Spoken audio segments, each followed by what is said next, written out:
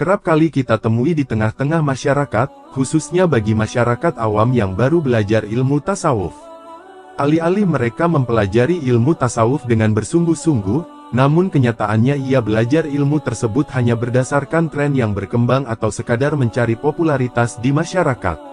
3 tahapan menjadi seorang sufi. Mendekatkan diri takarub kepada Tuhan, adalah suatu impian paling diminati seluruh insan manusia di muka bumi ini. Banyak jalan untuk sampai kepadanya, di antaranya melalui tasawuf. Namun, mengarungi lautan tasawuf bagi sebagian orang teramat sangat berat dan sulit. Sehingga, tak jarang seseorang yang kadung, mabuk, ajaran tasawuf ngebet untuk sesegera mungkin bertemu dengan Allah terlempar pada jurang kesesatan, bahkan orang tersebut menjadi gila. Fenomena demikian, kerap kali kita temui di tengah-tengah masyarakat, khususnya bagi masyarakat awam yang baru belajar ilmu tasawuf. Alih-alih mereka mempelajari ilmu tasawuf dengan bersungguh-sungguh, namun kenyataannya ia belajar ilmu tersebut hanya berdasarkan tren yang berkembang atau sekadar mencari popularitas di masyarakat. Padahal, untuk mendekatkan diri takarub kepada Allah harus dengan cara yang layak baik seperti, menunaikan ibadah sebaik-baiknya dan melipat gandakan amalan yang baik pula dalam kehidupan sehari-harinya. Selain dengan cara yang layak baik, yang tak kalah urgennya dalam mempelajari ilmu tasawuf adalah dengan berguru. Dalam hal ini, guru mursyid dalam istilah tasawuf menjadi salah satu faktor penentu keberhasilan seorang hamba mengarungi lautan tasawuf. Dengan kata lain, seseorang yang mempelajari ilmu tasawuf secara otodidak, maka hasilnya nihil tidak akan pernah mencapai puncak dari tasawuf, sebab tasawuf adalah suatu bidang kajian ilmu yang sifatnya transendental. Sehingga, untuk menyelaminya pun membutuhkan wasilah mursyid tarekat pula. Hal ini diperkuat oleh ungkapan Syekh Abu Yazid Al-Bustami, salah seorang sufi kesohor bermazhab Hanafi, mengatakan, "Barang siapa tidak memiliki guru, maka yang menjadi gurunya adalah setan." Tafsir Ruhul Bayan 5, 264. Melihat sosio-kondisi yang terjadi di tengah masyarakat perihal cara seseorang menempuh jalan tasawuf, proses menjadi seorang sufi patut kiranya melirik pada konsep tasawuf Al-Ghazali. Di mana konsep tasawuf yang ditawarkan oleh Al-Ghazali terbilang cukup mudah, karena nuansa tasawufnya adalah tetap berpegang teguh pada prinsip-prinsip Al-Quran dan Al-Hadis. Artinya, di samping seseorang melakoni ajaran tasawufnya, dia juga harus tetap menjalankan syariat Islam yang telah diperintahkan Allah.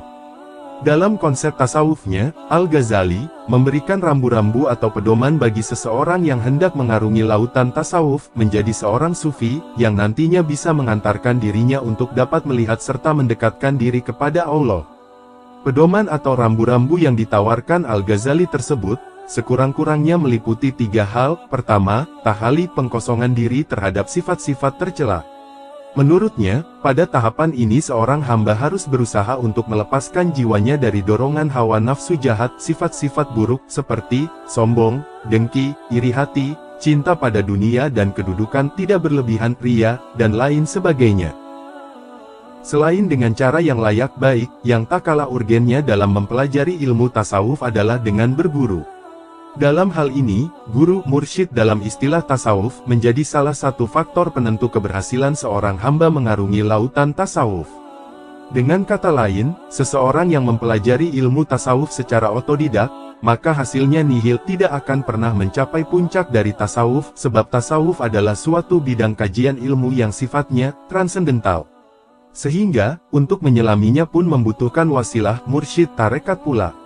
Hal ini diperkuat oleh ungkapan Syekh Abu Yazid Al-Bustami, salah seorang sufi kesohor bermazhab Hanafi, mengatakan, "Barang siapa tidak memiliki guru, maka yang menjadi gurunya adalah setan."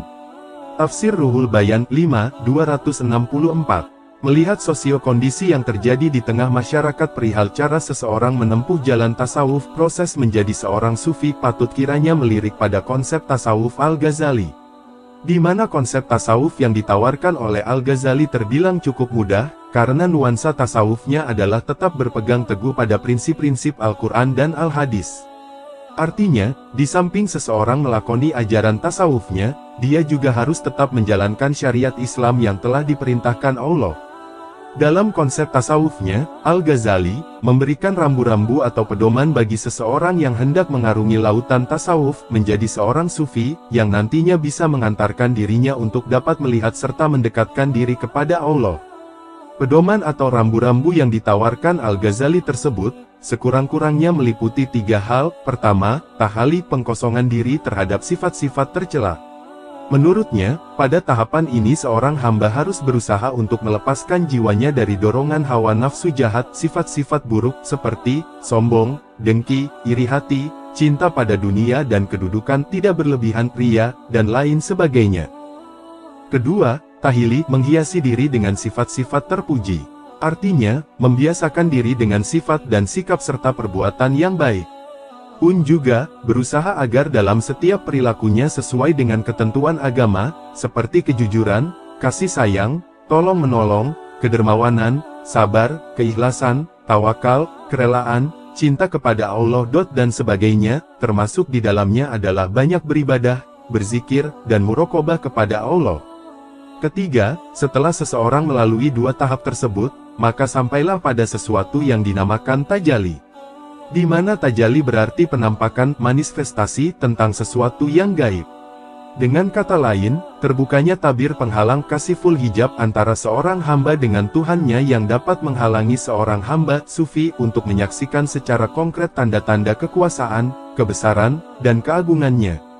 Seorang hamba yang tengah mencapai puncak ini, tajalli atau makrifat, akan meraih kemuliaan di sisi Allah dan keluruhan. Inilah puncak yang hendak dicapai oleh seluruh insan umat manusia di muka bumi ini melalui tasawuf. Kendati seorang hamba telah mencapai puncak dari tasawuf, makrifat atau tajalli Tuhan dalam dirinya, bagi Al-Ghazali, ia tetap berkewajiban menjalankan ajaran-ajaran syariat Islam sebagaimana mestinya, beribadah kepada Allah dan berinteraksi dengan sesama manusia, di samping melakoni ajaran tasawufnya.